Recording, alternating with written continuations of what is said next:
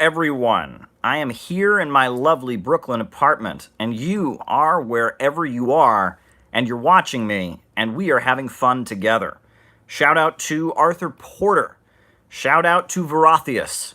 Shout out to Alex Roach. Shout out to Orgameka. Shout out to Bolshevik Neocon. Folks, let's do that thing that we often do where you give your location. Shout out to Cornelius from Denmark.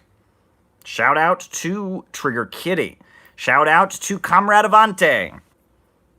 Shout out to Asaraneme from London. Shout out to Arthur Porter. Shout out to from Texas. I see Space Communist from Los Angeles.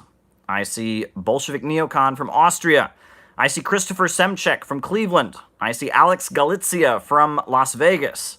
I see Orgameka in the UK. I see Stanley Stanlin in Long Island. I see Verathius from Southern California. I see Jumby from Florida. I see Before from Syracuse, New York. I see Wiki Jippo from Brazil. I see someone from Fresno. I see someone from East Germany. I see someone from LA as well. Kinky's out in LA. Shout out to you. Shout out to Lawrence Chu in Albany, New York. Shout out to Harry from Spain. Wow. Wow. Shout out to Nathaniel from Canada. We are having a great time. Shout out to Anti-Imperialism, Kam Samal, Pasta Bazooka. Kam Samal from France. Tony Ferraz from San Diego. This is a coast-to-coast, globe-to-globe, continent-to-continent conversation. Wow. I see someone calling themselves Native Badass. I see someone calling themselves Bloops from Sweden. I see someone named Marvelous. I see someone called Deaf Mute from the Philippines.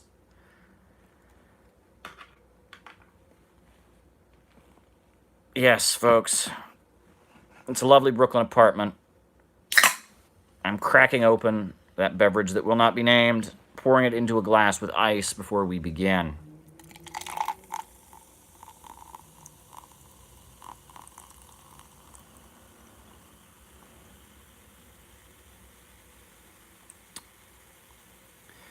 Folks, now, the UN has probably been the focus of international news this week, and I have plenty to say about the UN, having been there, having been inside the United Nations Hall, having heard some of the amazing speeches, having participated in some of the press conferences. I've got plenty to say about UN Week that just happened. But before we get to that, I'm sure internationally the word has gotten around that an impeachment inquiry into Donald Trump has been opened. The U.S. House of Representatives has opened an impeachment inquiry into Donald Trump. It is based on a conversation that U.S. President Donald Trump had on the phone with Zelensky, the president of Ukraine. Now, folks, I have a particularly unique view of this impeachment inquiry that has just been opening up.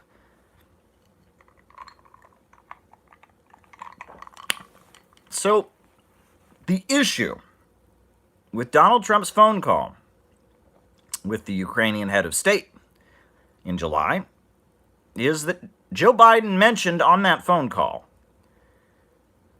Joe Biden, the former vice president of the United States, Joe Biden's son Hunter Biden, and a prosecutor getting fired in the Ukraine.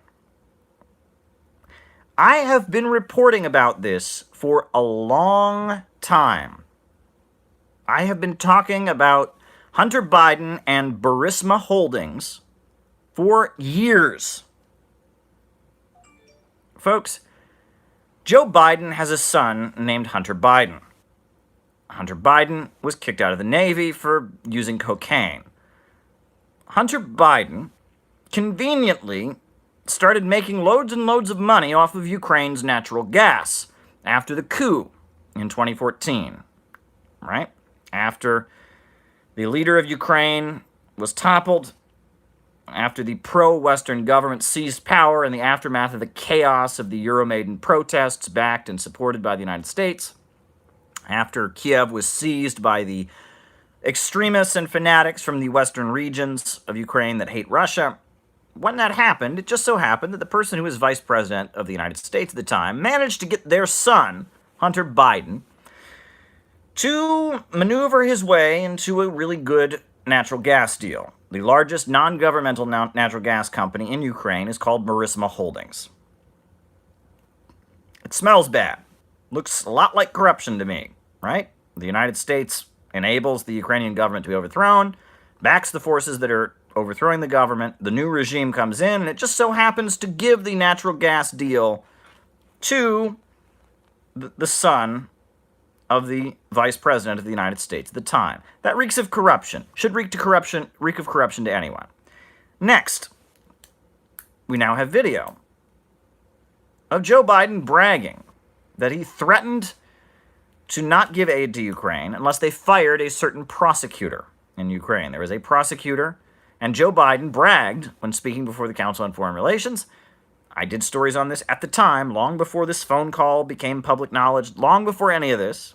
I did stories about the fact that Joe Biden was speaking at the Council on Foreign Relations and bragged that he got a Ukrainian prosecutor fired. And this prosecutor, this general prosecutor of Ukraine that Joe Biden brags about having gotten fired,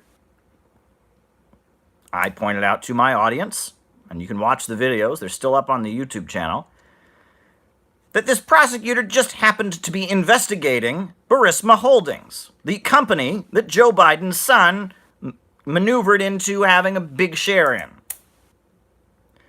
It looked pretty bad that the President of the United States was threatening and using his position as vice president. The vice president of the United States was using his position as vice president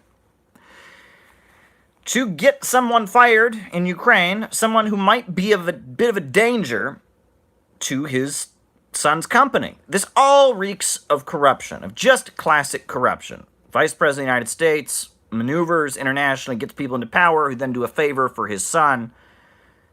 Then he also maneuvers once again and gets a prosecutor fired who's investigating corruption in his son's company. It all looks bad to me. However, throughout all of this, throughout everything that's broken about Trump mentioning this on the phone call on July 25th with Zelensky, Trump mentioned, and he did ask for information about Biden, and that's not an upstanding act. You don't use your position as the president of the United States to try and get dirt on your political opponent. Not acceptable. Not giving Trump a pass on that at all. Not acceptable behavior. But what I've noticed is in mainstream media, despite the fact that it's now a scandal, that an impeachment inquiry has been opened into Donald Trump for mentioning Joe Biden's nefarious activities, Joe Biden's son's nefarious activities in Ukraine, the mainstream media still avoids talking about the initial issue. After Trump gave his press conference at the United Nations on Tuesday, I couldn't believe it. I was watching CNN, and they said that this was a conspiracy theory. They said Trump is promoting conspiracy theories about Biden. On Bill Maher's show, Real Time on HBO, he referenced Joe Biden conspiracy theories.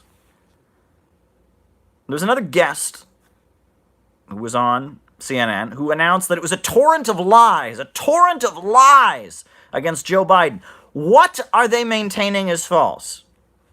I have done stories on this. Burisma Holdings is a real company. Is it not a real company? Is Hunter Biden not invested in Burisma Holdings?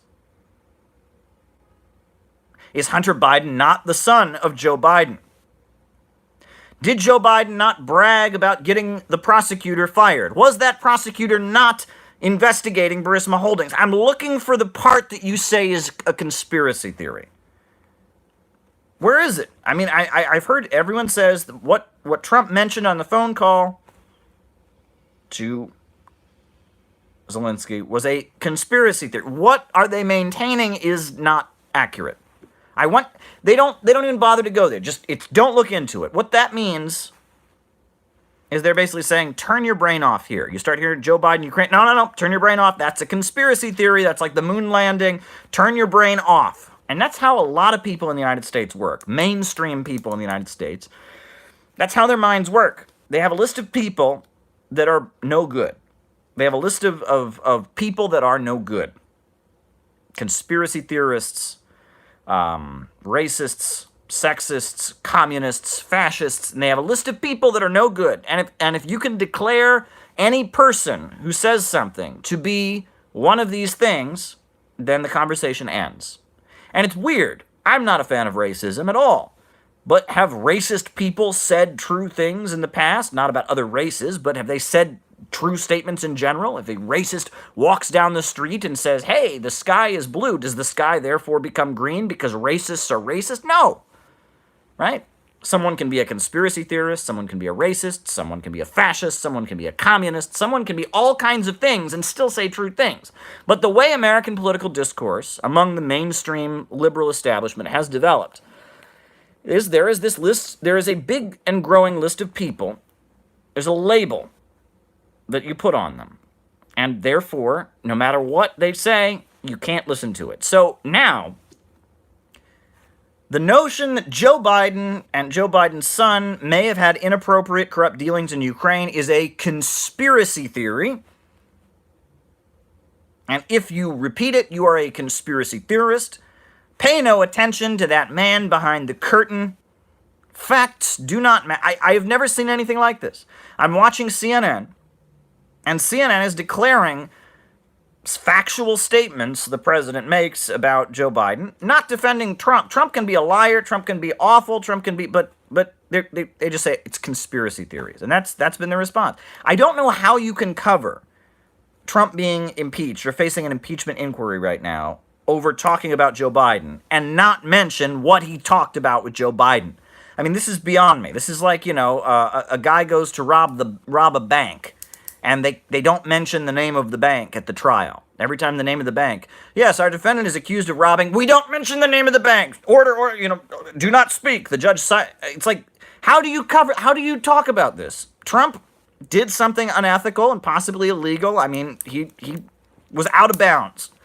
Not defending Trump on this one. You don't use your office as president. You don't use official state-to-state phone calls to try and get dirt on your opponent. Not acceptable behavior. But,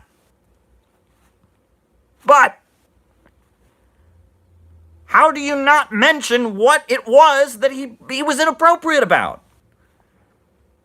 I mean, again, someone's on trial for murder, right? Joe Bob is on trial for murder. The defense attorney gets up and says, well, I maintain that my client did not kill. And the judge, bang, bang, bang. We're not going to mention who he's accused of killing. We're just going to talk about him being on trial for murder. There is a key fact in the Trump impeachment inquiry that the mainstream media is doing leaps and backflips and bending over backwards not to talk about. Am I the only person who's a little bit bothered by this? Trump is accused of inappropriately mentioning something in a phone call. And we are not allowed to talk about what it is that he inappropriately mentioned. Am I losing it here? I'm going to drink some more of this beverage that will not be named. I don't want to get more fired up about this than I am, but I mean, do you see what I'm saying here? This is like a criminal investigation where you can't actually mention the crime. I'm like blown away. And every time he mentioned Joe Biden conspiracy theories, a whole bunch of torrent of lies. And it's like, what, there's stuff here.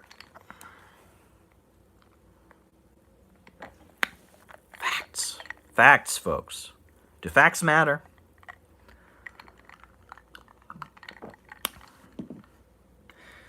Folks, we're a great community here. We do this every week. Rain or snow, sun or shine.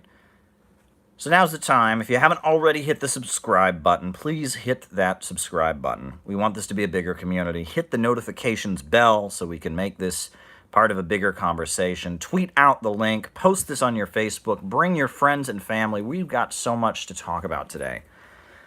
Oh my goodness. My goodness. What a day it is. Yes, it is. What a lovely, lovely day. Folks, so the United Nations General Assembly happened this week. Day one was the climate summit with Greta. And we'll talk about Greta mania in a little bit, right? And again, my position doesn't satisfy people, right? If you are a hater, if you hate Greta, well, I'm not gonna make you happy. I'm not gonna feed into she's awful. I'm not. I think climate change is a real problem. However, if you're a Greta groupie, if you think that she is amazing and we should all jump on the Greta bandwagon, I don't make you happy either. My position is whatever happened to having well thought out, careful. Anyway, we'll get to Greta later. I've already said too much, but we'll talk about Greta. That was day one. That was the climate summit. Then we heard Donald Trump and his address to the UN General Assembly. We heard Bolsonaro, the president of Brazil, his debut address to the UN General Assembly.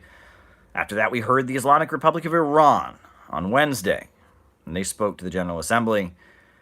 We heard Evo Morales Evo Morales of Bolivia. Amazing presentation he gave at the UN General Assembly, really powerful. We heard from Russia and China and Venezuela on Friday. Wow, powerful, powerful, powerful stuff. So I want to sum things up. And, I was able to go to the press conference with Sergei Lavrov, the Russian foreign minister. And, some news broke Tuesday morning as the UN the General Assembly debate was getting rolling. Right as the UN General Assembly debate is getting rolling, all the big countries are in town, 90 heads of state are in town. It comes out that at the last minute, the U.S. government blocked 10 visas for members of the Russian delegation. Blocked it. Wouldn't allow them in the country. This is, Russia is outraged. Why? Because they're a member of the UN Security Council. The U.S. agreement to have the United Nations was that they would accommodate and allow all member states to carry out their functions. But at the last minute, the United States declares that 10 members of the Russian delegation not welcome, not granted visas, persona non grata in the United States. So then, we know Friday there was a meeting between Mike Pompeo and Sergei Lavrov, the Russian foreign minister. And then Sergei Lavrov spoke at the UN in the press briefing room. I was there in the room.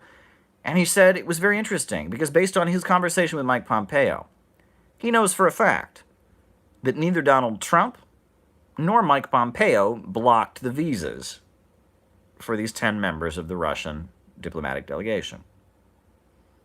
And so Sergei Lavrov, the Russian foreign minister, says, who is making these decisions? That's a good question. If the President of the United States doesn't want visas blocked, if the Secretary of State of the State Department, the visa granting people, don't want someone's visas blocked, who in the world, dare I ask, who in the world is overruling the President of the United States and the U.S. Secretary of State?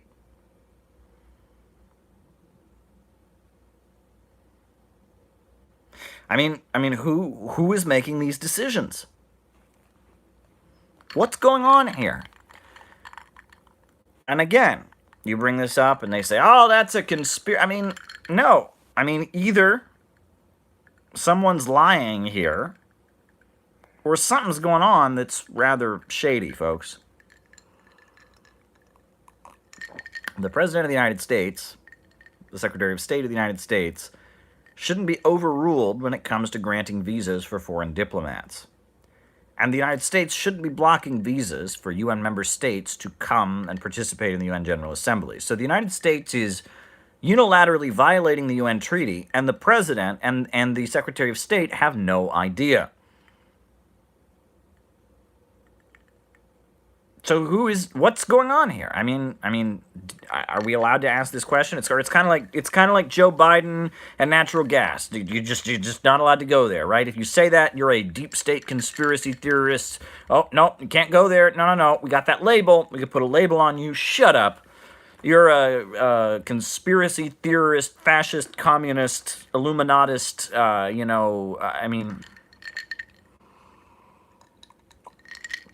All these things that we're not allowed to talk about. Lavrov gave a great presentation.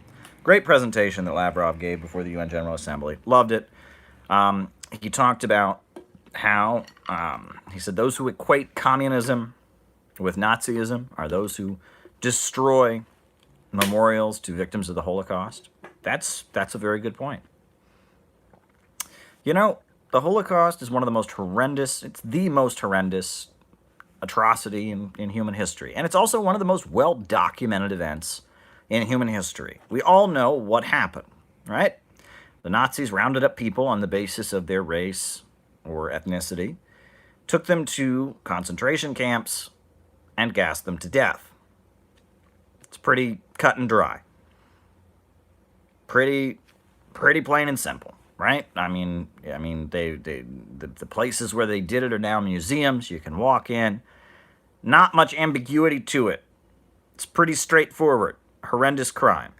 So people say, well, communism, and this is a very common thing. This is a very common argument. This is PragerU. This is the entire Fox News channel. This is, even a lot of liberals will say, well, communism is worse than Nazism. And it's like, okay, so defend that position. Defend that position.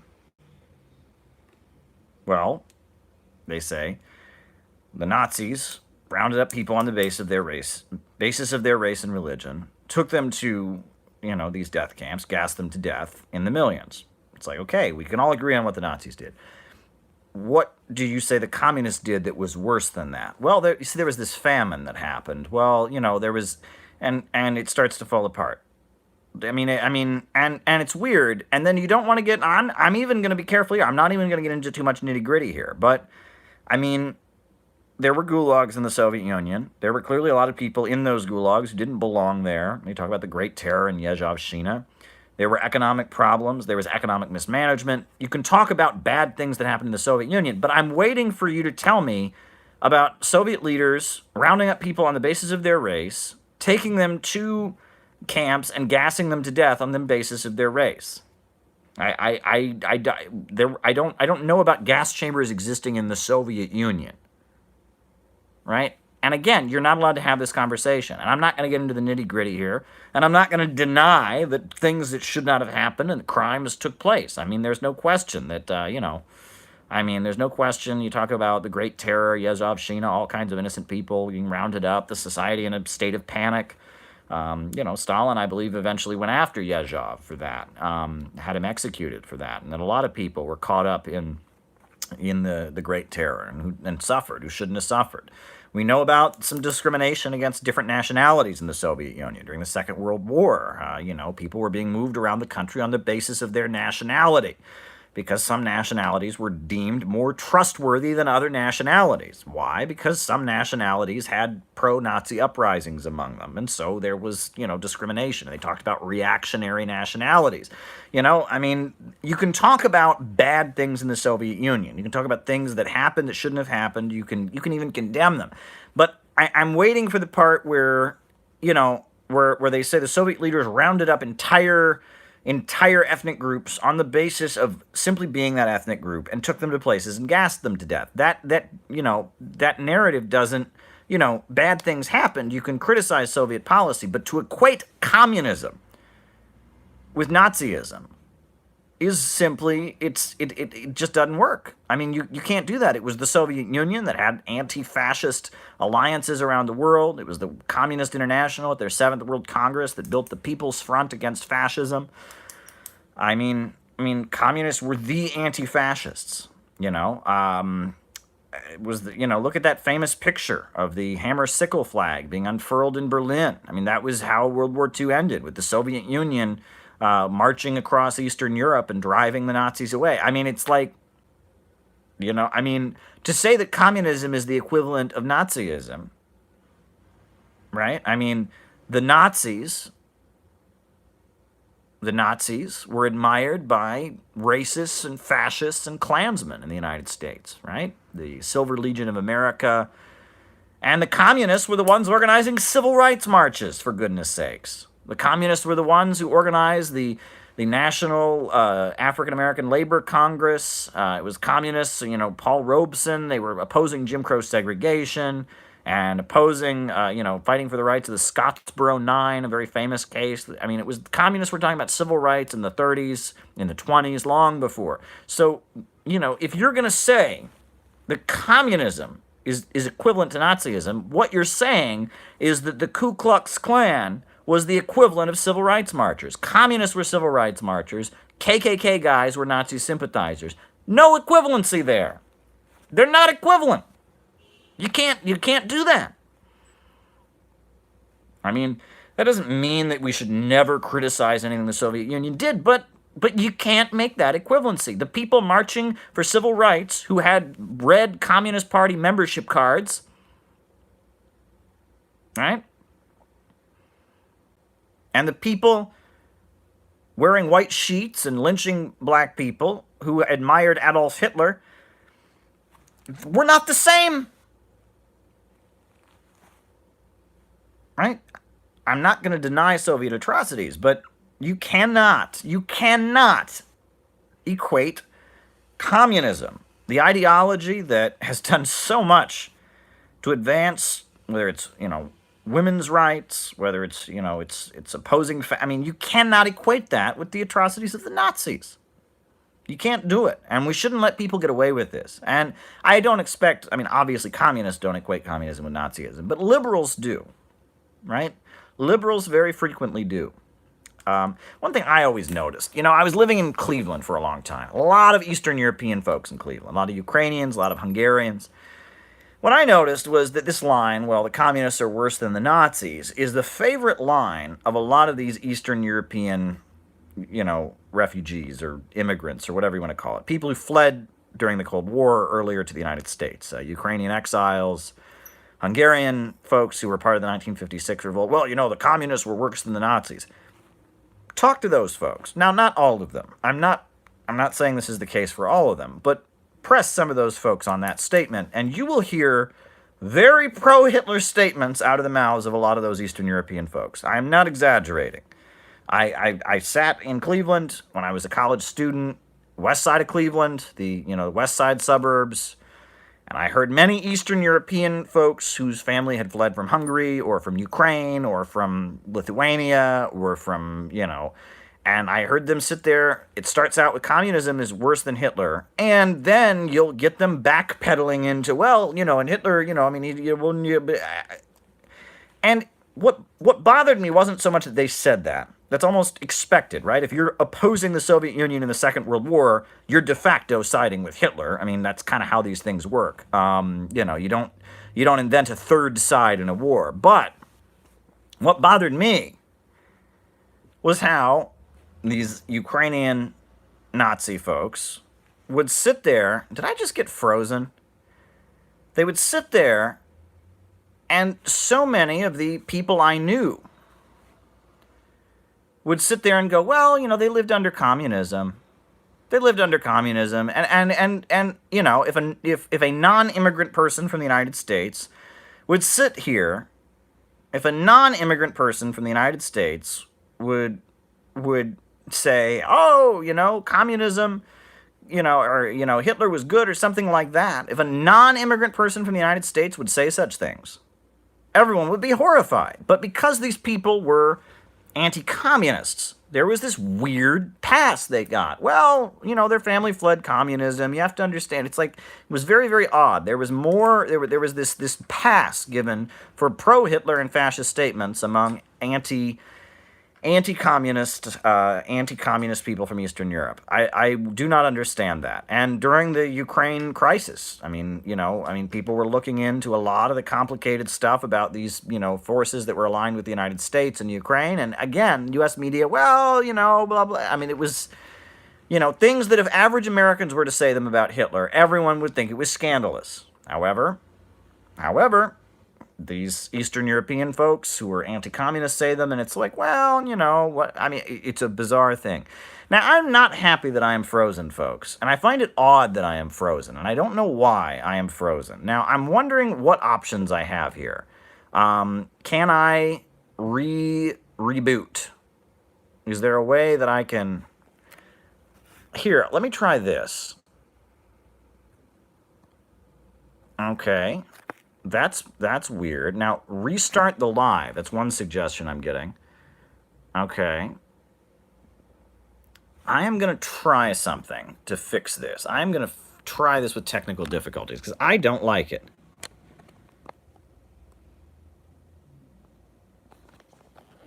Now, this is interesting. So what can I do here? How do I fix this? I see Katie saying no need to restart the live. This is really bizarre. I find this interesting. Okay, so I'm turning it around, and that changes my view.